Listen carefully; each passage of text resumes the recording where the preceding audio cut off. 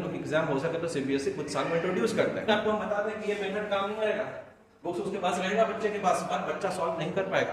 Finland world में उसका भाग जमा होगा एजुकेशन सिस्टम के बाद। हमारा जो बिल्कुल सिस्टम था उसका 10% वो फॉलो नहीं कर रहा है फिनलैंड। अगर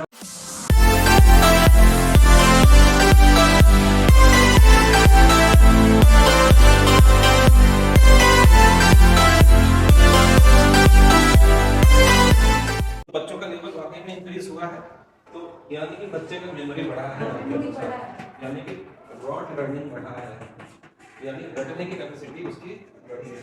अपने वर्ड्स में भी लिखा है, तो राइटिंग स्किल में बच्चे का इंप्रूव हुआ है।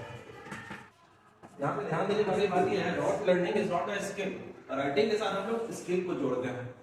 क्या ऐसा है कि एक टॉपिक बच्चे को दे दें और वो अपने मन से अच्छी लाइन बोल दे, स्पीकिंग स्किल उसको बोलेंगे एक्टिविटी के साथ। और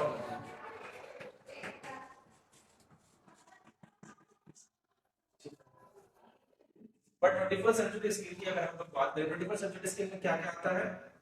21st सेंचुरी स्किल में आता है क्रिएटिविटी, इनोवेशन, राइट।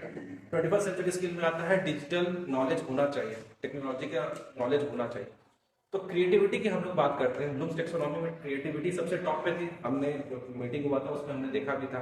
और सबसे नीचे में थी नॉलेज, यानी कि memory. Knowledge is nothing but memory. If you have knowledge but उसको आप क्रिटिकली उसमें कभी सोचा नहीं, तो वो नॉलेज क्या है? बस एक रॉड लर्निंग और कुछ भी नहीं है।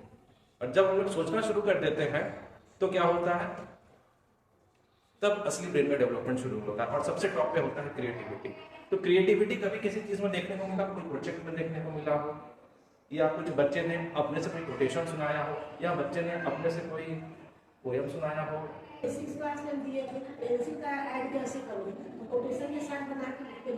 तो क्या और भी किसी ने इस तरीके का ऐड दिया था? बहुत अच्छी बात है, ये सब चीज 21st सेंचुरी स्किल में आती है। मैम आपकी बेटी क्या कर रही है अभी? संभावना क्या कर रही है? स्टैट सब्जेक्ट लेकर के उसने आगे की पढ़ाई की। She is not a doctor, she is not a engineer, still she is earning more than 1 lakh rupees monthly. ठीक है, कोई वैसा प्रोफेशनल कोर्स नहीं किया। I am engineer, I am not professional course. ठीक है, ये कहीं ना कहीं स्किल बेस्ड कोर्स है, लेकिन आज मार्केट का रिक्वायरमेंट नहीं है, तो छोटे छोटे स्किल का रिक्वायरमेंट है और इसी को फ्लैग करके 21st सेंचुरी स्किल हमने बनाया है। ठीक है, 21st सेंचुरी स्किल हमें इस पर थोड़ा फोकस करना है। मेमोरी की जहां तक बात करें तो ये आज के समय में ब्लूम्स टैक्सोनॉमी में सबसे नीचे में आता है, और आज के जमाने में एआई के जमाने में और नीचे जा चुका है इसका वैल्यू।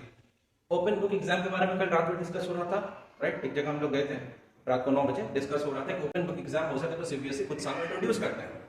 और उस समय में आपको हम बता दें कि ये मेथड काम नहीं आएगा, बुक्स उसके पास रहेगा बच्चे के पास, पर बच्चा सॉल्व नहीं कर पाएगा। ये गारंटी है। दिल्ली में दिल्ली यूनिवर्सिटी में ये चीज हुआ और बच्चे का हालत खराब हो गया। बच्चे ने कहा इससे बेटर तो पहला एग्जाम था बिना ओपन बुक एग्जाम का, क्योंकि वहां पे जितने क्वेश्चन थे सब क्रिटिकल थिंकिंग के थे। ब्लूम्स टैक्सोनॉमी में जो हायर लेवल थिंकिंग की जो बात होती है उसके थे, और उनके पास सब कुछ है, नोट्स है, बुक है, सब कुछ है, लेकिन वो सॉल्व नहीं कर पा रहे। तो हमें यहाँ से ऊपर उठ करके हमें उसके क्रिटिकल थिंकिंग पे जाना होगा, और 21st सेंचुरी स्किल के अनुसार हमें उन्हें कुछ अलग स्किल देना होगा जो मार्केट का जरूरत है। अभी श्वेता मैम नहीं है, श्वेता मैम का कभी जो बेटा है विशु, ठीक है, वो भी आज के समय में सागरमन ज्वेलर्स है उसको डिजिटाइज किया।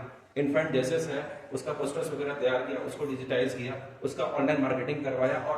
और जो है आज के समय में सागरमन ज्वेलर्स या इन्फेंट ज्वेलर्स, इन्फेंट स्कूल के बारे में बताने का जरूरत नहीं है, काफी पॉपुलर है। लेकिन वो बच्चा कर क्या रहा है? वो बच्चा अभी इस साल 12th का एग्जाम दे रहा है।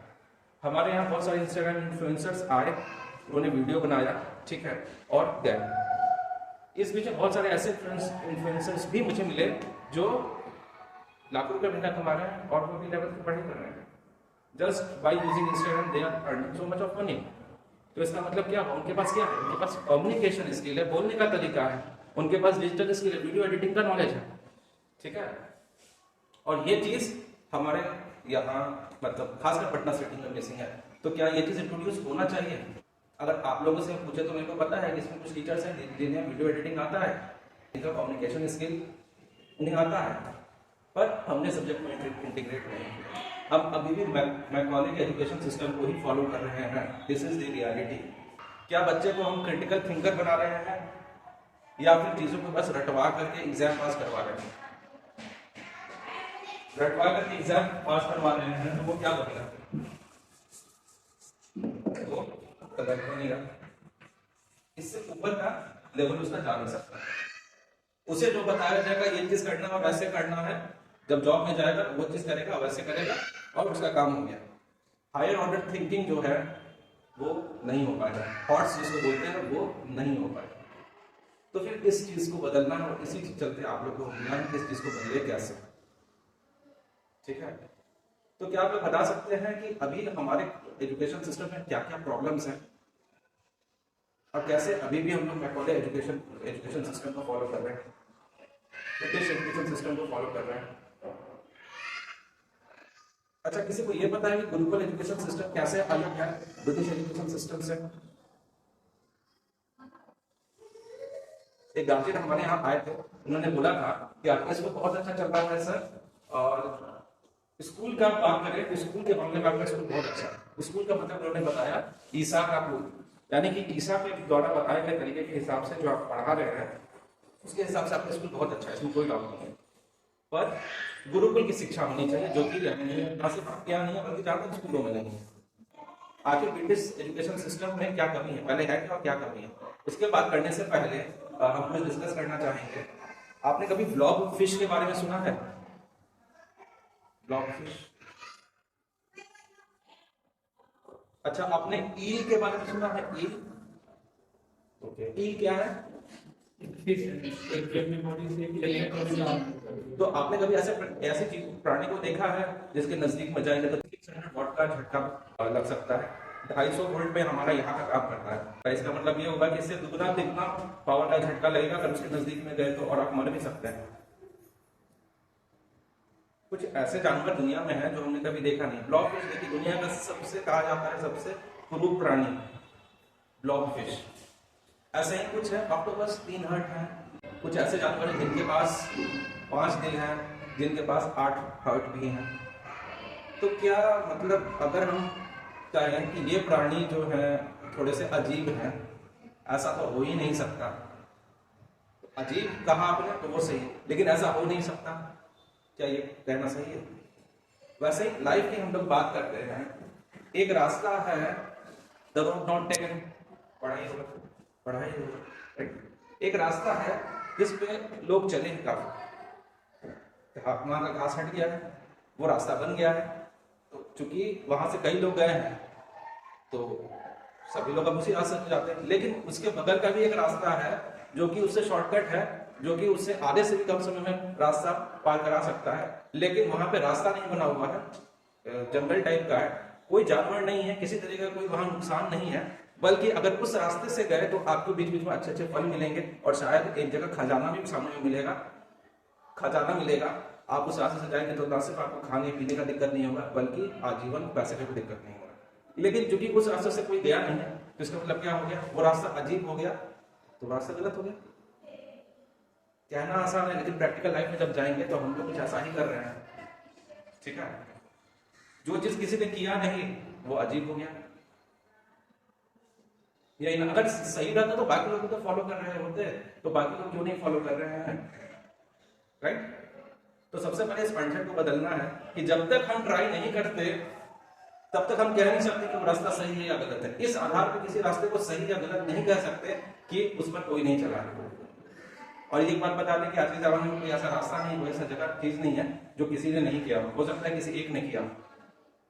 इस चीज को दूसरे तरीके से समझते हैं। सर आप अभी बाय प्रोफेशन क्या कर रहे हैं? तो अभी फिलहाल टीचिंग का हो रहा है। यदि आपको टीचिंग का नॉलेज है तो आप क्या नॉलेज बच्चों को दे सकते हैं? जो भी मेरे पास नॉलेज हो प्लस उसमें मैं और क्या चीज़ें ऐड ऑन कर सकता हूँ, प्लस जो मैंने पास्ट एक्सपीरियंसेस से सीखा है और जो कमी देखी है उसको दूर करने की। आप अपने पास्ट एक्सपीरियंस के हिसाब से ही काम करते हैं, ज़्यादातर लोग अपने पास्ट एक्सपीरियंस के हिसाब से काम करते हैं, इसमें कोई डाउट नहीं है। अगर हमने कभी मतलब हमने पास्ट में वही काम किया है जो किसी ने कोई बताया होगा, राइट। अगर उससे हट करके कोई काम करता है जिसके बारे में आपको नहीं पता है तो आपके लिए क्या होगा, सही होगा या गलत होगा? अजीब होगा। प्रैक्टिकली बताएं आपको उस समय में गलत लगेगा, लेकिन सच्चाई ये है कि किसी भी रास्ते को सही या गलत नहीं कर सकते जब तक उसको ट्राई ना करें, और ट्राई करने के बाद भी उसको गलत नहीं कर सकते। हो सकता है कि आपने ठीक से नहीं इम्प्लीमेंट किया हो, ये भी हो सकता है ना कि आपने ठीक से इम्प्लीमेंट नहीं किया हो जिसकी वजह से रिजल्ट नहीं आया। अगर मैम संभावना जो है, यदि वो भी बाकी ट्रेंड को फॉलो करती, अब नहीं फ्रेंड सर्कल का, वो भी मतलब डॉक्टर का या फिर इंजीनियरिंग का तैयारी करते, तो क्या इसका गारंटी था कि वो आज के समय में इतनी आसानी से लाखों रुपए, उसका पहला पैकेज ही लाखों में चला गया जा पाता? इंजीनियरिंग लाइन में तो बिल्कुल नहीं, डॉक्टर में तो चला जाता, क्योंकि डॉक्टर की अभी भी बेहद कमी है, डॉक्टर की अभी भी बेहद कमी है। ठीक है, सो फिर आपने मतलब ऐसा रिस्क क्यों उठाया? आप उसने वो सब्जेक्ट चुना जो पूरे सिटी में कोई नहीं जानता है। स्टैट्स एक ऐसा सब्जेक्ट है जिसके बारे में बहुत कम लोग जानते हैं, तो ऐसा क्यों किया? राइट, तो ये ठीक है। तो वो नया रास्ता था, डर तो आपको भी लग रहा होगा कि पता नहीं इसमें होगा आगे क्या होगा क्या नहीं होगा, लेकिन फिर भी रिजल्ट आया।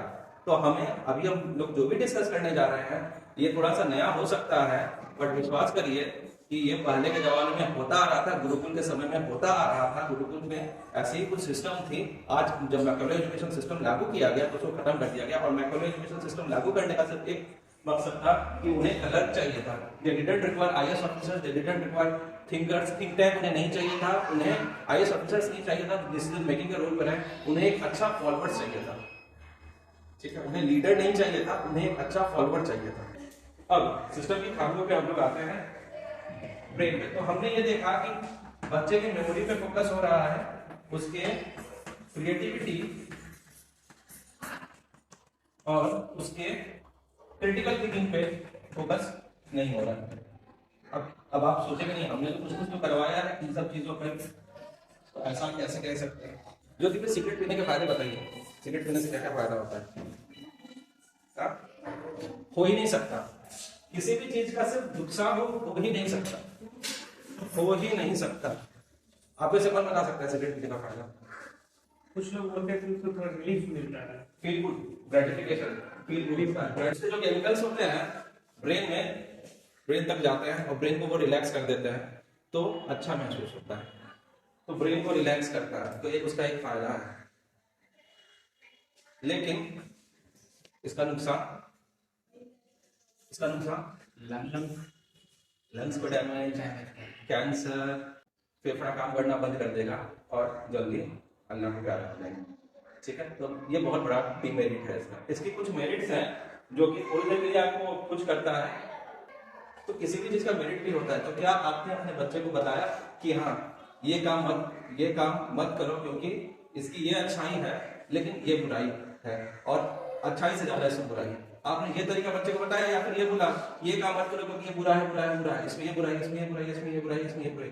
क्या किया? क्या क्रिटिकल थिंकिंग उसको दिया? क्या आपने उसकी कैपेसिटी को बिल्ड की कि वो अपने लाइफ का डिसीजन खुद ले पाए? क्या उसको इंडिपेंडेंस दिया? अभी इंडिपेंडेंस पे हम लोग आएंगे, अभी सिर्फ क्रिटिकल थिंकिंग पे आते हैं। घर में क्या करते हैं? घर में पेरेंट्स क्या करते हैं? बच्चों को ज्यादातर मना कर देते हैं कि ये काम नहीं करना है। सारा डिसीजन मेकिंग कौन ले रहा है? क्या खाना है कौन डिसाइड कर रहा है? पेरेंट्स। पेरेंट्स क्या पढ़ना है कौन डिसाइड कर रहा है? टीचर्स। कितना पढ़ना है कौन डिसाइड कर रहा है? पेरेंट्स और टीचर्स दोनों मिलकर के। बच्चा क्या डिसीजन मेकिंग ले रहा है? क्या बच्चे का क्रिटिकल थिंकिंग बिल्ड हो रहा है? जब बच्चे को आपने डिसीजन के रोल पे ही नहीं रखा तो वो कहां से डिसीजन मेकिंग करेगा? और जब बच्चा 9th क्लास या 12th क्लास कर लेता है उसके बाद बोलते हैं कि बेटा बताओ कहाँ पढ़ना है, अब इंजीनियरिंग में जाना चाहते हो, जाना चाहते हो, राइट? आप कहाँ जाना चाहते हो? तो बच्चा आज तक कभी डिसीजन ही नहीं लिया, तो फिर 12th के बाद कैसे डिसीजन लेगा? उसके बाद भी अगर बच्चा बोलता है कि नहीं मेरे को जो है ना आर्ट्स लेना है, नहीं बिल्कुल नहीं, मेरा इज्जत नहीं खराब करो, तुम्हें लेना होगा तो साइंस लेना होगा, नहीं तो फिर कॉमर्स लेना होगा, ऐसे किया जाता है। तो कहां से वो बच्चा आगे बढ़ेगा? एक तो उसको इंडिपेंडेंस नहीं मिल रहा, एक तो उसके इंटरेस्ट पे काम नहीं हो रहा है, और अल्टीमेटली वो डिसीजन कुछ लाइफ में कभी ना ले रहा है। अब जब वो बाद में ब्लेंडर करेगा तो सारा ब्लेम किस पे आएगा? माँ बाप पे आएगा, टीचर्स पे आएगा, किस पे आएगा? तो अभी से बच्चे को इंडिपेंडेंस देना है और इसी के लिए आपका सपोर्ट चाहिए, और आपका सपोर्ट इस मायने में भी चाहिए कि आप पेरेंट्स को भी कन्विंस करें कि बच्चे को इंडिपेंडेंस दें। आप पूरे पेरेंटिंग टिप्स को उठा के देख लीजिए, सब में कहीं ना कहीं डायरेक्टली इनडायरेक्टली डिसीजन मेकिंग के लिए बात कर रहे हैं कि अगर बच्चे को खाना नहीं पसंद आ रहा है तो कुछ और वैरायटी दीजिए उसे। हो सकता है ये नहीं खाए तो ये खाए, उसे मार्केट में ले जाइए, उसी को बोलिए बेटा तुम्हें जो पसंद है तुम बताओ, मैं वो खरीद लूंगा। डिसीजन मेकिंग के रोल पर है, ठीक है। अब पढ़ाने के तरीके पे हम आना चाहते हैं कि आखिर आप लोग हम लोग पढ़ा कैसे रहे हैं, गड़बड़ कहाँ हो रही है। आप लोग में से साइकिल चलाने किसको आता है? आप लोग में से रोटी बनाने किसको आता है? साइकिल बच्चे को सिखाना है, ठीक है। अपना साइकिल सामने में लाइएगा और उसको बताइएगा कि देखो बेटा ये चेन है, ये पैडल है, पैडल जब चलता है तो इसका चेन चलता है तो पीछे का चक्का चलता है और उसी से आगे का भी चक्का चलता है। यानी कहने का मतलब हुआ बच्चे कि दोनों चक्का चलता है और फिर साइकिल आगे बढ़ता है। और जो ड्राइवर क्या करता है, पैडल भी चला रहा होता है, हैंडल को भी थोड़ा मैनेज कर रहा होता है ताकि वो गिरे ना, बैलेंस बनाए रखता है और वो साइकिल चला लेता है। हो गया? ऐसे ही होता है ना। क्लास कंप्लीट, बच्चा साइकिल कैसे चलता है सीख गया, सीखा या नहीं सीखा? तो एक्चुअल रियलिटी यही है कि एक ही तरीका होता है सीखने का, खुद से करना पड़ेगा। स्किल बिल्ड होता है प्रैक्टिस करके, ठीक है। और यदि हम लोग सिर्फ पढ़ा रहे हैं तो बच्चे का सिर्फ नॉलेज बिल्ड हो रहा है, स्किल बिल्ड नहीं हो रहा है। इंग्लिश के क्लासेस हो रहे हैं, इंग्लिश में आप आकर के पढ़ा के चले जा रहे हैं, उससे क्या हो रहा है? पहला, आपका नॉलेज बिल्ड हो रहा है, बच्चे का नहीं। दूसरा, कुछ बच्चे का हो रहा है, सभी का नहीं, ठीक है। सो जो करंट मेथड है पढ़ाने का, उससे ना ही नॉलेज ठीक से बिल्ड हो रहा है और ना ही स्किल बिल्ड हो रहा है। English is not a language, Hindi is not a language, English and Hindi is a skill. और बच्चे से करा करके ही कर सकते हैं। तो मेथड को पलटना पड़ेगा, चेंज करना पड़ेगा। तो साइकिल सीखने के लिए बच्चे को ड्राइविंग सीट पे जाना होगा, सिखाने वाले को कहाँ बैठना होगा? पीछे बैठना होगा। और जब गाड़ी हैंडल डगमगाने लगे तब क्या करना होगा? हल्का डगमगाया तो पकड़ना भी हो, क्या रखना है ताकि वो गिरे ना। ज्यादा डगमगाया तो हैंडल भी पकड़ लेना है, गाड़ी भी रख लेना है। कुछ ज्यादा गड़बड़ लगे तो ब्रेक भी मार देना है। तो अब क्या करते हैं? अब इस मेथड पर हम लोग आते हैं। साइकिल बच्चा चला रहा है, वो आप क्या करते हैं?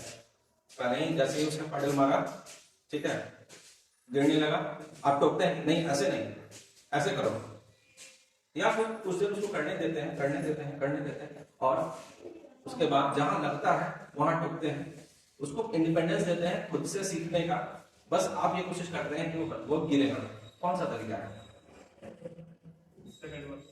अब आप क्लासरूम में आएंगे, क्लासरूम में आप क्या कर रहे हैं? क्या क्लासरूम में ऐसा हो रहा है? यहाँ नहीं, कहीं नहीं ऐसा हो रहा है। क्लासरूम में आप मैकडॉनल्ड एजुकेशन सिस्टम को फॉलो कर रहे हैं, जिसमें कि सब कुछ आप बोलते हैं या आप लोग बोलते हैं, सब कुछ आप लोग बोलते हैं। बच्चा का सिर्फ एक ही काम है, सुनते रहना। उसमें से कुछ समझ में आया ठीक, नहीं समझ में आया तो कोई बात नहीं, ठीक है। ये एजुकेशन चल रहा है, इसको थोड़ा सा पलटना है। बच्चे को जो है, बच्चा खुद से पढ़े, जहां उसको डाउट हो रहा है आप उसको क्लियर करें और उसके बाद जो है आप उसको डेप्थ में ले जाएं। राइट? बच्चे का जितना लेवल है उससे आगे उसको ले जाए। तो इसके लिए पूरे सिस्टम को हमें बदलना पड़ेगा। दूसरी बात यह है कि डिसीजन मेकिंग, इससे बच्चा डिसीजन मेकिंग भी सीखेगा, इससे बच्चे का क्रिटिकल थिंकिंग भी बिल्ड होगा और इससे बच्चा थोड़ा इंडिपेंडेंट भी होगा। इंडिपेंडेंट में और आगे की हम बात करना चाहेंगे कि और इंडिपेंडेंट कैसे बने। आप लोग पढ़ाते कैसे हैं? सिलेबस रूटीन कौन बनाता है? बच्चे का रूटीन क्या होना चाहिए वो अकेला एक बंदे ने डिसाइड किया है, दैट इज यू। आप कितने बजे उठते हैं? आप कितने बजे उठते हैं? आप लोग सब कितने बजे उठते हैं? 6 बजे, 5 बजे, 7 बजे। सबका घर का रूटीन अलग है, लेकिन सबका स्कूल का रूटीन सेम है। क्या ये गुरुकुल में होता था? नहीं होता था। गुरुकुल में सबका अपना लेवल ऑफ थिंकिंग होता था, सबके बच्चे का लेवल अलग अलग होता था। गुरु एक होता था, तो सारे सब्जेक्ट का उस गुरु को ओवरऑल नॉलेज होता था और बच्चे का अलग अलग लेवल होता था। उसके बावजूद भी सभी बच्चों को एक साथ हैंडल कर लेता था। सीबीएसई सिस्टम है, उसमें क्या हो रहा है? एक स्टैंडर्ड बुक दी जा रही है, सबको सेम लेवल पर मापा जा रहा है क्लासरूम में, जबकि सबका लेवल अलग अलग हो सकता है। क्लासरूम में भी अलग अलग लेवल हो सकता है। राइट। और उसके साथ ही बच्चे को इंडिपेंडेंस दिया जाता था गुरुकुल में, वो जितने स्पीड से जा सकता है उसको फ्रीडम दिया जाता था, उस स्पीड से वो करता था। बस गुरु का काम होता था उसको मोटिवेट करना ताकि वो अपनी स्पीड को और बढ़ा सके। अगर वो नहीं बढ़ा पाता था तो फिर उसको उसके हिसाब का कुछ और काम दे देता था कि ठीक है तुम अल्टीमेटली ये वाला स्किल सीख, इससे तुम्हारा जीवनचर्या भी चल जाएगा, राइट। अब हमें क्लासरूम में बच्चे को इंडिपेंडेंस कैसे देना है? घर में डिसीजन मेकिंग वो नहीं कर पा रहा है, इंडिपेंडेंस नहीं मिल रहा है, क्लासरूम में कैसे दे सकते हैं? बहुत सारे ऑप्शन है हमारे पास। रूटीन, उसके बाद आता है सिलेबस, उसके बाद आता है चैप्टर, उसके बाद आता है टॉपिक। इनमें से किस चीज में बच्चों को इंडिपेंडेंस मिल रहा है ये बताइए? क्या बच्चा रूटीन बना रहा है? क्या बच्चा सिलेबस डिसाइड कर रहा है? क्या बच्चा चैप्टर डिसाइड कर रहा है क्या पढ़ना है? या टॉपिक डिसाइड कर रहा है बच्चा पढ़ना है? तो ये हमने डिसाइड किया, ये मैंने डिसाइड किया, ये सुभा ने डिसाइड किया, ये लोग ये आपने डिसाइड किया। बच्चे को छोटा सा डिसीजन भी हम लोग लेने नहीं देते हैं। इसमें मैं भी कल्प्रिट हूँ, इसमें आप लोग भी कल्प्रिट है, सभी कोई है। तो बच्चा इंडिपेंडेंट कैसे होगा? ठीक है, चलिए सिलेबस को हम लोग नहीं बदल सकते, चलिए स्टैंडर्ड रूटीन ही है वही चलेगा, मॉडिफाई कर सकते हैं। मैम आज पढ़ने का मन नहीं है, ओवरऑल बच्चे बोल रहे हैं, ठीक है नहीं पढ़, अब खेल खेल में पढ़ाई करवा दीजिए, उसका इंटरटेनमेंट भी हो और एजुकेशन भी हो जाए, राइट। आज ये चैप्टर पढ़ेंगे, कल वो चैप्टर पढ़ेंगे, परसों ये चैप्टर पढ़ेंगे, ठीक है। सिलेबस मेरा है 2 यूनिट का, यूनिट 1 एंड यूनिट 2, 4 चैप्टर है दोनों में, 8 चैप्टर्स हैं। तो क्या बच्चों को फ्रीडम दे सकते हैं कि एटलीस्ट यूनिट डिसाइड कर ले कि कौन सा यूनिट पहले करवाएं? जरा देख के बताओ कौन सा यूनिट तुमको इंटरेस्टिंग लग रहा है, पहले हम वो करा देते हैं। या फिर अगर आपको लगता है कि हम चैप्टर में भी फ्रीडम दे सकते हैं, फ्लो बना रहेगा, फ्लो नहीं टूटेगा, पता है ना कि थीम बेस्ड यूनिट्स होते हैं, तो थीम बेस्ड अगर यूनिट के अंदर 4 चैप्टर हैं तो एक प्रोसेस के हिसाब से दिया हुआ है, ये चैप्टर, उसके बाद उसका अपग्रेडेड वर्जन है, उसके बाद उससे रिलेटेड उससे अपग्रेडेड वर्जन है, उससे फिर लास्ट वाला उससे अपग्रेडेड है। अगर ऐसा नहीं है, चारों इंडिपेंडेंट है, तो आप बच्चे को पूरा फ्रीडम दे सकते हैं ना। तो क्या कर सकते हैं, इस पे हमें फोकस करना है। चैप्टर का फ्रीडम दे सकते हैं, और जैसे साइंस में ही बात करें, फ्रिक्शन है, ग्रेविटेशन है, एयर है, साउंड है, चार टॉपिक है, ठीक है, 4 टॉपिक है। अब आप चारों टॉपिक बच्चे को दे, बच्चे ने कहा कि नहीं ग्रेविटेशन पहले पढ़ेंगे, तो गड़बड़ हो जाएगा, क्योंकि फोर्स है, देन ग्रेविटेशन है, फोर्स पढ़ेगा तो ग्रेविटेशन अच्छे से समझेगा। तो उस केस में हम क्या कर सकते हैं, बच्चे को 3 ऑप्शन दे दिया, तुम फोर्स बचा हुआ, एयर बचा हुआ, साउंड बचा हुआ है, तुम बताओ पहले कौन सा पढ़ना चाहते हो। बच्चा बोलेगा साउंड, तो पूछिएगा क्यों, तो बोलेगा मुश्किल, ये इजी है इसलिए, तो ठीक पढ़ा दी। आप चाहें तो उनके डिसीजन को थोड़ा मॉडिफाई भी कर सकते हैं, डिसीजन मेकिंग उसका करेक्ट भी कर सकते हैं इसी बहाने।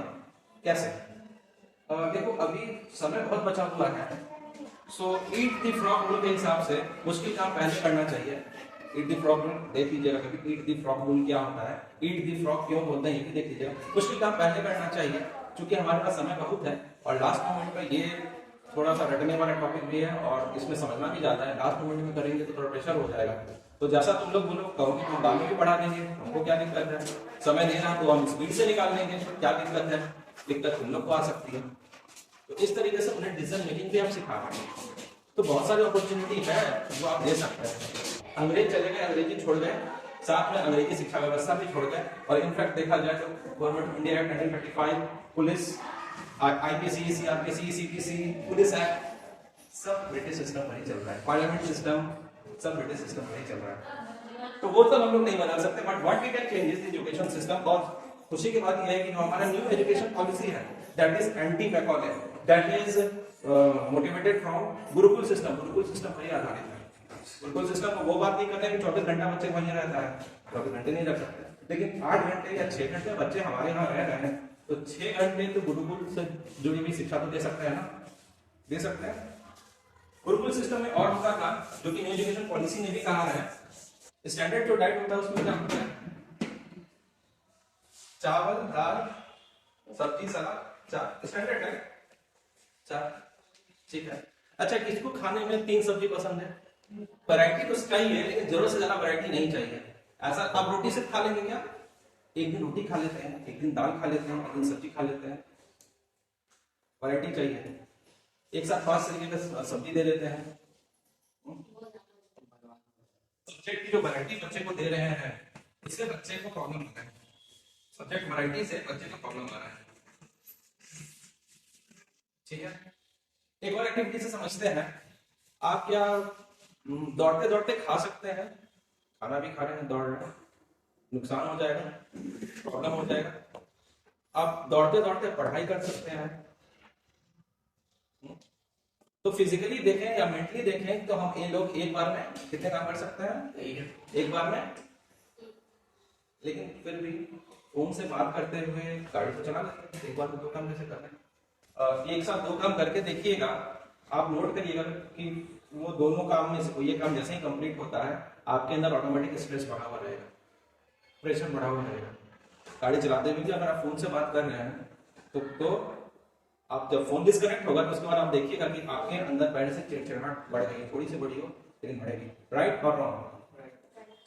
तो यानी कि हमारा शरीर, हमारा mind, body and mind are made for doing only one work. एक बार में एक काम, एक बार में एक काम जब हम फोकस वे में करते हैं और काम कंप्लीट होता है, कैसा महसूस होता है? फील गुड हार्मोन बहुत सारे रिलीज होते हैं जब एक बार में एक काम करते हैं ना, डोपामिन खूब बॉडी को मिलता है, राइट, और हमें अच्छा लगता है। तो हमारा बॉडी और माइंड एक बार में एक काम करने के लिए बना है। लेकिन ट्रेनिंग किस चीज की मिलती है घर पे? मेरे को रेगुलर मिलती है।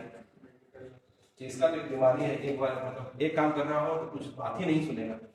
अक्सर हमको सुना है, कई बार नहीं करता है, कोई कुछ बोल रहा है ध्यान ही नहीं जाता है, एक बार में काम करने का थोड़ा सा हैबिट है। लेकिन जहां कभी भी ऑफिस में काम ज्यादा हो गया, 3-4 काम एक साथ करने की कोशिश करने लगे तो फिर चिड़चिड़ाहट हो जाती है। तो बच्चे को एक बार में एक काम कैसे करें? अब वो घर में जब जा रहा है मैथ्स कंप्लीट करते करते, वो अब ईवीएस का बाकी है, जल्दी उसको छोड़ा, फिर ईवीएस क्या किया, थोड़ा थोड़ा किया, अरे अब तो इंग्लिश का होमवर्क कंप्लीट करना है, फिर उस पर किया।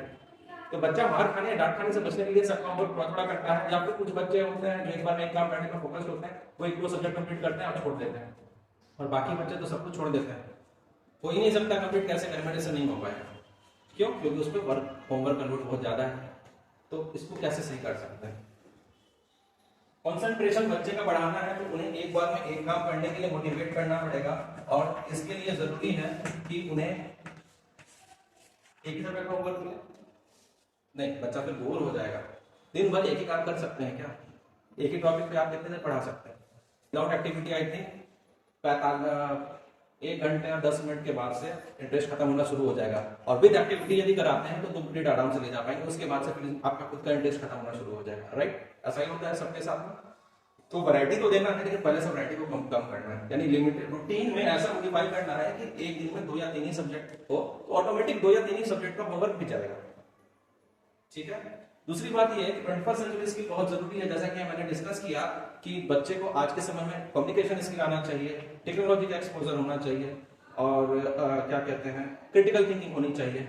साइंस के टीचर्स की ड्यूटी है कि वो जो है बच्चे को क्रिटिकल थिंकिंग बिल्ड करे। सोशल साइंस के टीचर्स की ड्यूटी है कि वो डिस्कशन डिबेट पे फोकस करें ताकि बच्चे का क्रिटिकल थिंकिंग बिल्ड हो। कंप्यूटर टीचर की ड्यूटी है कि ट्रेंडिंग स्किल्स का थोड़ा सा एक्सपोजर दें, राइट, वीडियो एडिटिंग का थोड़ा एक्सपोजर हो, यानी विंग जो कि ChatGPT 4+ डेली से इंटीग्रेटेड है, उसका इस्तेमाल करके कैसे पोस्टर्स जनरेट कर सकते हैं। बहुत सारी चीजें हैं जो कर सकते हैं। कभी भी कोई स्किल, जब कोई भी चीज ट्राई करते हैं ना, कुछ भी, तो सबसे पहले खुद से ट्राई करते हैं, देखते हैं, समझते हैं, उसके बाद हम किसी से पूछते हैं। ऐसा नहीं होता कि टीचर आते हैं, मेरे को बता देते हैं, गाइड कर देते हैं, ऐसे ऐसे ऐसे करना है, कुछ नहीं घुसता दिमाग में। ठीक है, दिमाग में कुछ नहीं घुसता। तो पहले खुद से ट्राई करते हैं, जहां दिक्कत आता है नेट पे सर्च करते हैं। इस केस में जहां दिक्कत आएगा बच्चे आपसे कंसल्ट करेंगे, और फिर उस तरीके से सॉल्व हो जाएगा। प्लस वैरायटी को हम लोग कम करेंगे, 2 या 3 सब्जेक्ट्स में ही होमवर्क जाएगा, उसके लिए इंप्रूवमेंट होगा। तो इस तरीके से बच्चे का कंसंट्रेशन भी बढ़ेगा। बच्चे को इंडिपेंडेंस कैसे देना है वो भी हमने सीखा, डिसीजन मेकिंग कैसे करना है वो भी हमने सीखा। ठीक है। अब डायरी राइटिंग का हमारा इनिशिएटिव था 5 जो अच्छा हुआ या तुमने जो अच्छा किया, 5 जो बुरा हुआ तुम्हारे साथ या तुमने जो बुरा किया। डेली रिपोर्ट ये चेक कर सकते हैं। 3 से शुरू कर सकते हैं, 3 अच्छा 3 बुरा। 1 से शुरू कर सकते हैं, 1 अच्छा 1 बुरा, और धीरे धीरे उसको 5 तक ले जा सकते हैं। क्या ले जा सकते हैं? राइट। तो इस तरीके से आपका डायरी राइटिंग का भी होगा। तो हमने क्रिटिकल थिंकिंग पे बात कर ली, हमने बच्चे का मोरल वैल्यू कैसे बढ़ाना है इस पर भी बात कर ली, है ना। और भी चीजें ऑलरेडी ट्रेनिंग में हो चुकी हैं कि टॉपिक जब एंड होता है तो बच्चे से पूछ सकते हैं कि मोरल वैल्यू से क्या सीखा। ऐसा कुछ करवाते हैं आप लोग क्या? क्या सीखा चैप्टर के एंड में, उसका वीडियो भी जरूर बना दिया करिए। एक साथ कोई एक बच्चा कुछ अलग बोला, कोई एक बच्चा कुछ अलग बोला, तो उसको जरा सा कैमरे में मत बोलो, ठीक है। खैर, तो अब इसमें जब बात कर ही रहे हैं कम्युनिकेशन स्किल पर भी हम लोग थोड़ी सी बात कर लेते हैं, यानी कि language as a skill, language skill कैसे बिल्ड हो, इस पर भी बात करते हैं। कम्युनिकेशन स्किल को बिल्ड करने से पहले बच्चे के पास शब्द तो होने चाहिए, बच्चे के पास क्या होने चाहिए, वर्ड्स होने चाहिए, तभी तो वो कर पाएगा। कैसे बिल्ड होगा लैंग्वेज, चलिए एक एक्टिविटी करते हैं। इसका मतलब क्या होता है, इसका मतलब सब जगह यही है, इंडिया एंड अमेरिका सब जगह इसका मीनिंग यही है। हाँ, सब जगह मीनिंग यही है, नहीं सब जगह मीनिंग ये नहीं है। यहाँ पे इसका मतलब है हाँ, अमेरिका में इसका मतलब है यस, यहाँ पे इसका मतलब है नहीं, अमेरिका में इसका मीनिंग है मतलब है नो, यहाँ पे इसका मतलब है आना और अमेरिका में इसका मीनिंग है कम। तो उसी तरीके से, लेकिन फिर भी एक्शन सबका सेम क्यों होता है। ब्रेन जो है बेसिक रिस्पॉन्स सिस्टम है हमारा ब्रेन का, वो सेम है। लेकिन क्या हमने जब बोला इधर आना तो हमने वर्ड्स को पकड़ा या कुछ और हुआ। चलिए एक और एक्टिविटी करते हैं, आंख बंद करके, अभी कुछ नहीं बोलना है, सिर्फ सुनना है और कुछ नहीं। Chair, pen, mobile, TV, fan. अब आई आंख खोल लीजिए, हो गया एक्टिविटी। जब हम ये बोल रहे थे तो क्या हो रहा था, वर्ड्स नहीं आ रहा था। नहीं, ऐसे तो नहीं होना चाहिए, क्योंकि हम लोग तो क्लास में पढ़ाते हैं तो बच्चे को तो उसका मीनिंग बताते हैं। क्यों? क्योंकि उसी से बच्चा डिवाइड देगा ना। बच्चे को थोड़ी बताते हैं कि हाँ चेयर मतलब देखो, चेयर मतलब ये होता है, हम लोग ये थोड़ी बोलते हैं। अगर हमें चेयर ही पढ़ाना होता है तो हम लोग बोलते हैं चेयर का मतलब ये होता है जिसके 4 पैर होते हैं, कई बार उसके दो हाथ भी होते हैं। यही तो बताते हैं, डेफिनेशन ऐसे ही तो बताते हैं, थोड़ी पिक्चर भी बताते हैं। यही तो सही तरीका है। ये है मैक्रोनी एजुकेशन सिस्टम। और गुरुकुल सिस्टम में हम लोग उसको पिक्चर दिखा देते हैं और बच्चा समझ जाता है। अब बोलिएगा कि फिर एग्जाम में क्या होगा, उसका पिक्चर तो नहीं बना के आएगा, उसे देख कर क्या नाम होगा। तो अभी हमने इसको कंप्लीट बातें नहीं की हैं। लैंग्वेज बिल्ड क्यों हुआ था उसको हम लोग समझते हैं, दिखा देते हैं और बच्चा समझ जाता है। अब बोलिएगा कि फिर एग्जाम में क्या होगा, उसका पिक्चर तो नहीं बना के आएगा, उसे देख कर क्या नाम होगा। तो अभी हमने इसको कंप्लीट बातें नहीं की हैं। लैंग्वेज बिल्ड क्यों हुआ था उसको हम लोग समझते हैं। लैंग्वेज बिल्ड इसलिए हुआ था कि मेरे अंदर एक पिक्चर है, आपके अंदर पिक्चर है, आप मेरे पिक्चर को समझ जाए, हम जो पिक्चर दिखाना चाह रहे हैं, और आपके पिक्चर को हम समझ जाए, यही काम होता है लैंग्वेज का। अब इसमें बहस शुरू कर देते हैं कि यू आर वो नहीं, यू आर गॉन होगा, तुमने ठीक से पढ़ाई नहीं की, तुमने ये नहीं किया, वो नहीं किया, मारना पीटना फिर शुरू हो जाता है, कई पेरेंट्स भी मारने लगते हैं। लेकिन एक्चुअल में जो शब्द का मतलब था कि पिक्चर बिल्ड करना, पिक्चर बिल्ड करना, वो काम तो हो रहा है। एटलीस्ट हम लोग ये भूल गए कि सब बस एक कुल्फी का डंडी है, खाली है, डंडी को फेंक देते हैं। हम लोग आज के जमाने में शब्द को पकड़ लिए और इसी पे पीएचडी कर रहे हैं, इसी में पीएचडी करवा रहे हैं। कैसे? आप बच्चे को कुछ हार्ड वर्ड सिखाना होता है, वर्ड मीनिंग सिखाना होता है, तो कैसे सिखाते हैं?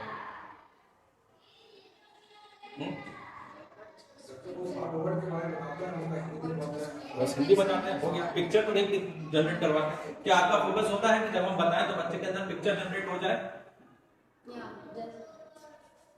ओके, तो अगर होता है तो बहुत अच्छे से होगा, बहुत अच्छी बात है। और जिनका नहीं हो रहा है उतना, तो अब आप उस पर फोकस करिए। और हाँ, स्कूल है, यू आर गो रहे तो बच्चे को जरूर बताइए कि यू आर गो ही होगा, वो नहीं होगा। आपको बताने का मेरा पर्पस ये है कि लैंग्वेज का मतलब क्या था, लैंग्वेज किस लिए बना था, बस वो समझना है। इस पर हमें डिस्कशन डिबेट नहीं करना। अगर हम ये समझ गए तो हमारे अंदर चिड़चिड़ पैदा नहीं होगी। जब बच्चा यू आर गो लिखेगा तब हम प्यार से उसको बोल पाएंगे नहीं, यू आर गो लिखो। लैंग्वेज एज ए स्किल को हमें बिल्ड करना है और बच्चा का लेवल इंक्रीज हो, इसके लिए क्या कर सकते हैं? आप लोग क्लास में एक्टिविटी करवाते हैं क्या? बच्चे ने सबको रीड कर लिया, वर्ड मीनिंग समझ लिया, पहले क्लास में जरूर ऐसा होता होगा। फिर उसके बाद बच्चे को क्या करना चाहिए लैंग्वेज को बिल्ड करने के लिए? कि तुम इसे पढ़ो, अब तुम मेरे को समझाओ, तुम्हें जहां जहां दिक्कत आ रही है वहां हम तुमको गाइड कर देंगे। ठीक है। इसमें एक प्रोसेस हो सकता है, बच्चे को ग्रुप में बांट दिया, ग्रुप में डिस्कशन कर रहे हैं सारे बच्चे आपके, एक दूसरे को समझा रहे हैं, और उसके बाद फिर ग्रुप को खत्म करके फिर बच्चे एक जगह आ गए। अब आपने बोला किस ग्रुप को क्या समझ में नहीं आया वो पूछो, आपने उसे गाइड कर दिया। तो इस तरीके से बच्चे को पूरा का पूरा कहानी खुद से समझ में आ जाएगा। और ये वो प्रोसेस होगा जो मैंने बताया था। यहाँ पे बच्चा साइकिल चला रहा होगा और आप बैक सीट पे होंगे, बच्चे को आपने इंडिपेंडेंस दे दिया खुद से लर्निंग के लिए, और जो है बच्चा इससे बेहतर सीखेगा, लैंग्वेज एज स्किल बिल्ड होना शुरू हो जाएगा। उसके बाद फिर क्या कराना है कि जैसे ही बच्चे ने समझ लिया, अब बच्चे को बोलना है कि पीछे क्वेश्चन देखो और आंसर उसका बताओ क्या होगा। उसके बाद बच्चे को बोलना है कि एक आध लाइन दे दिया, एक आध पैराग्राफ दे दिया, इसको पढ़ो समझ के, इससे पिक्चर बिल्ड करो। क्योंकि माइंड क्या समझता है, माइंड क्या समझता है, पिक्चर। अभी हमने एक्टिविटी से देखा ना, विजुअलाइजेशन ज्यादा हमारा स्ट्रांग होता है। विजुअलाइजेशन पहले बिल्ड हुआ था, लॉजिक बाद में बिल्ड हुआ था। बच्चे ने उसका मीनिंग समझ लिया, बच्चे ने उसके रिगार्डिंग पिक्चर बना लिया। अब जैसे ही पिक्चर बना लिया, वापस से बच्चे को बोल सकते हैं कि अब इस पिक्चर से वापस से स्टोरी लिखो, हिंदी में या फिर इंग्लिश में। उसके बाद बच्चे को बोल सकते हैं कि अब इसमें कितने क्वेश्चंस बन सकते हैं, जरा बना के दिखाओ कि कितने क्वेश्चन फॉर्म कर सकते हो, how many questions you can form. क्या लगता है इससे बच्चे का language as a skill build होगा या language as a subject build होगा? स्किल बिल्ड होगा, राइट। लेकिन काम तो परफेक्ट ही है, कैसे करेंगे? देखिए, सबसे पहले बच्चे का रीडिंग स्किल पर फोकस करना है हमें, रीडिंग स्किल, राइट। तो सबसे पहले सेशन स्टार्ट होने के बाद सबसे पहला काम होना चाहिए कि PT1 में जो भी चैप्टर्स आ रहे हैं, बच्चे को ग्रुप में करके रीड करवा दिया, बच्चे एक दूसरे से डिस्कस कर लें। उसके बाद आप जो है फिर लेसन प्लान के हिसाब से अपना पढ़ाना शुरू करें। लेसन प्लान में क्वेश्चंस वगैरह भी होते हैं। बच्चे ने खुद से रीड कर लिया है, एक काम तो कंप्लीट हो चुका है। रोज होमवर्क दे सकते हैं बच्चे को। बच्चे ने क्लास में एक्टिविटी करके चैप्टर को रीड कर लिया है, एक्टिविटी करके नहीं, खुद से ग्रुप में डिस्कस करके पहला दिन चैप्टर को रीड कर लिया है, कंप्लीट कर लिया है, ठीक है। आपने प्रिकॉशन के लिए हर ग्रुप में एक आध को असाइन भी कर दिया कि ये इंश्योर जरूर करना कि सभी को रीड करें, राइट। अब आप सिर्फ मॉनिटर कर रहे हैं। उसके बाद नेक्स्ट डे आपने क्या किया, दूसरे चैप्टर का रीडिंग करवाया। उसके नेक्स्ट डे क्या किया, तीसरे चैप्टर का रीडिंग करवाया। हर दिन एक चैप्टर को आसानी से रीड कर लेगा बच्चा। उस बीच में होमवर्क में क्या देना है, हार्ड वर्ड्स को मार्क करो, उसके मीनिंग को लिख करके लाओ, और जो है क्वेश्चंस फॉर्म करो, याद सकते हो। लेकिन इससे पहले आपको क्या करना पड़ेगा, आपको प्लानिंग करनी पड़ेगी। क्यों, कितना समय हम इसमें दे सकते हैं ताकि मेरा सिलेबस भी कैसे कंप्लीट हो जाए। सिलेबस को भी तो कवर अप करना है ना। शुरुआती का 5-10 दिन बच्चों के पास किताब नहीं होगा, उस समय में ये एक्सपेरिमेंट से आप लोग शुरू कर सकते हैं, ठीक है। सो हम लोग इस पर डिस्कस करेंगे कितना करना है, कितना नहीं करना है बाद में। फिलहाल आप लोग खुद सोच करके बताइए कि कैसे कैसे इसको ले जा सकते हैं, कहां तक ले जा सकते हैं, ठीक है। लैंग्वेज हमने समझा, क्रिटिकल थिंकिंग समझा, डायरी राइटिंग समझा। आई थिंक इतना काफी होगा आज के लिए। इस पर सोचिए और कुछ होमवर्क देना, इस पर थोड़ा सा प्लानिंग प्रोग्राम करिए और इस पर डिस्कस करिए। रूटीन में हमें क्या करना है, कौन से ऐसे सब्जेक्ट्स हैं जिनको 2 ग्रेड लगातार हम लोग ले सकते हैं ताकि होमवर्क का वैरायटी कम हो।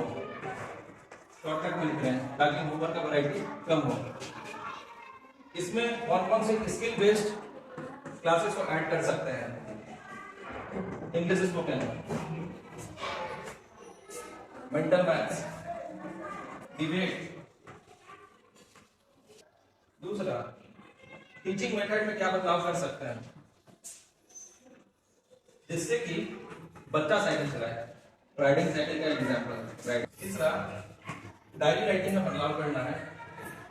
उसके साथ जो अच्छा हुआ, जो खराब हुआ, शुरुआत 1 से शुरू कर सकते हैं, धीरे धीरे 5 तक ले जाना है। इसी टीचिंग मेथड में और याद जोड़ दीजिए, पिक्चर बिल्डिंग। बच्चे के दिमाग में ज्यादा से ज्यादा पिक्चर कैसे बिल्ड हो। सिलेबस पर फोकस करना है कि हर बच्चे का सिलेबस सेम ना होकर के डिफरेंट हो। एक एग्जांपल देना चाहेंगे कि ये कैसे मुमकिन है। आप लोग जो सोच रहे हैं सबसे पहले उसको दिमाग से निकालिए। ये जो आपने देखे इसको बिल्कुल भूल जाइए और मेरी बातों को ध्यान से सुनिए। 12th का सिलेबस याद है आपने साइंस से किया, तो साइंस का सिलेबस और 12th के नीट का सिलेबस क्या है? 12th का सिलेबस है ये, ठीक है। नीट का सिलेबस ये है, ये है, ये है, क्या लग रहा है कौन सा है?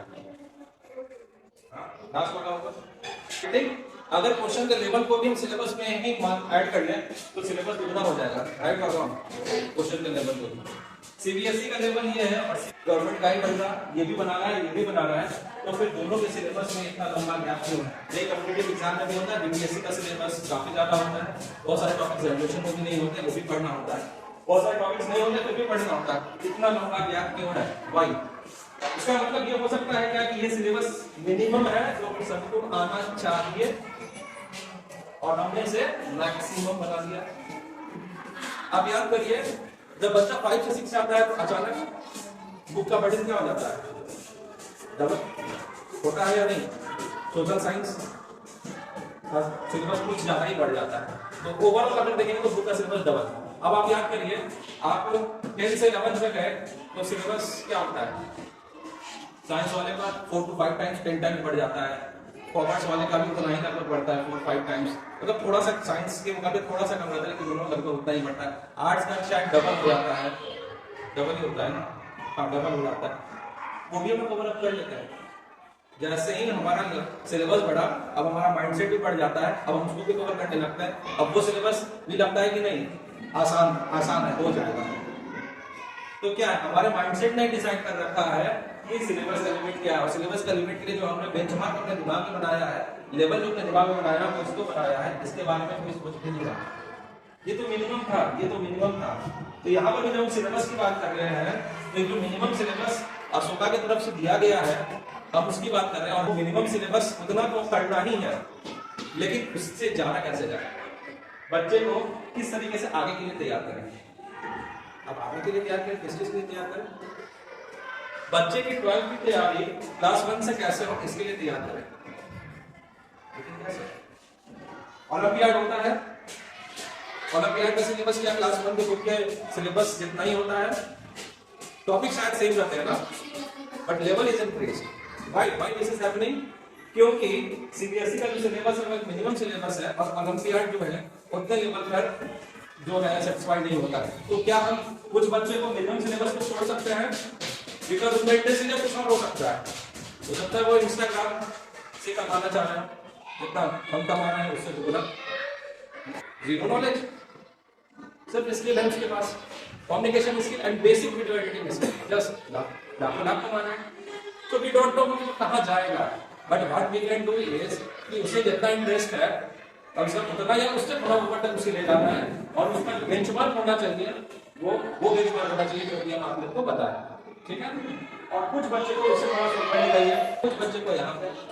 सर बताइए कृष्णा का फिजिक्स साइंस का एग्जाम कैसा गया?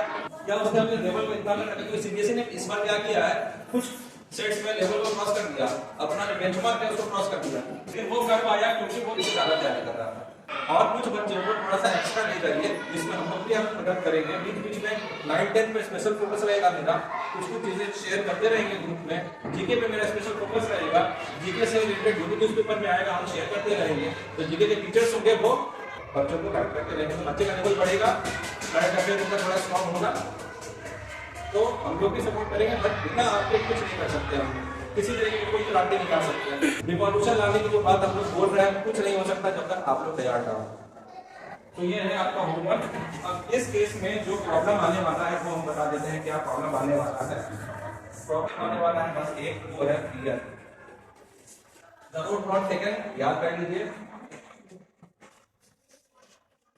वो रास्ता जो कभी देखा नहीं, अनदेखा रास्ता में चलना है। गलतियां होंगी तो हमें बहुत ज्यादा लिमिट को क्रॉस नहीं करना है, लेकिन फिर भी कोशिश करनी है। हमें बस एक फोकस करना है बच्चों के भविष्य के लिए। हमें ड्राइविंग सीट पे नहीं बैठना है, हमें उसके बगल में बैठना है। इसके रिगार्डिंग पेरेंट्स से जो दिक्कतें आएंगी उसके लिए हम लोग पेरेंट्स ओरिएंटेशन प्रोग्राम रखेंगे और पेरेंट्स को भी मोटिवेट करेंगे, उनसे भी रिक्वेस्ट करेंगे कि वो भी हमें इस चीज में सपोर्ट करें। इसके लिए आपको अपना फियर दूर करना होगा और साथ में इन बच्चों का भी फियर दूर करना होगा।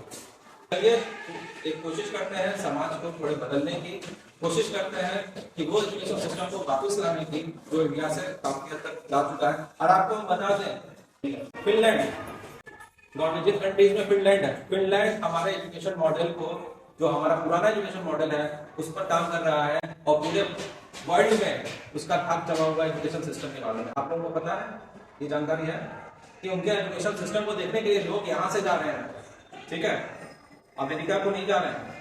अब फिनलैंड लोग जा रहे हैं, वहां पे देख रहे हैं, वहां से सीख रहे हैं, और वहां पर जिस तरीके से पढ़ाया जा रहा है उसको फॉलो कर रहे हैं। वहां पे टीचर बैकसीट में होता है, टीचर बस वहां पर खड़ा होता है, बच्चे खुद से पढ़ रहे होते हैं, खुद से टॉपिक डिसाइड कर रहे होते हैं, खुद से डिसाइड कर रहे होते हैं कि पढ़ना है कि नहीं पढ़ना है, खुद से डिसाइड कर रहे होते हैं कि कितना पढ़ना है। बच्चे डिस्कशन डिबेट करते हैं, कंप्यूटर होता है, कंप्यूटर पे जाकर के या प्रोजेक्टर पे जाकर क्लासेस खुद से अटेंड करते हैं, और टीचर बस थोड़ा बहुत नजर रखता है, मॉनिटर करता है।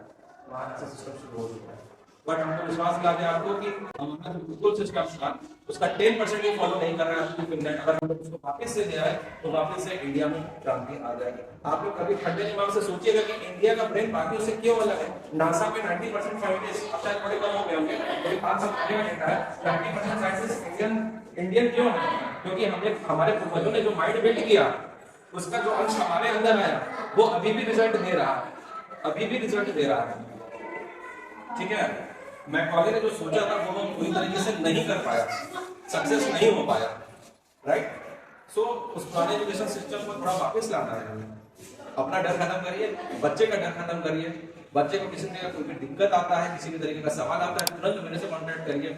बहुत सारे पॉइंट्स हैं मेरे दिमाग में किस तरीके से इनको हैंडल करना है, और ये तुरंत नहीं करना है, अचानक से नहीं करना है, धीरे धीरे पार्ट बाय पार्ट करना है। ड्राइविंग सीट पर बच्चे को बैठाना है तो उसके लिए उन्हें एक्सपीरियंशियल लर्निंग हम लोग दे रहे थे, उसको और बेहतर करना है।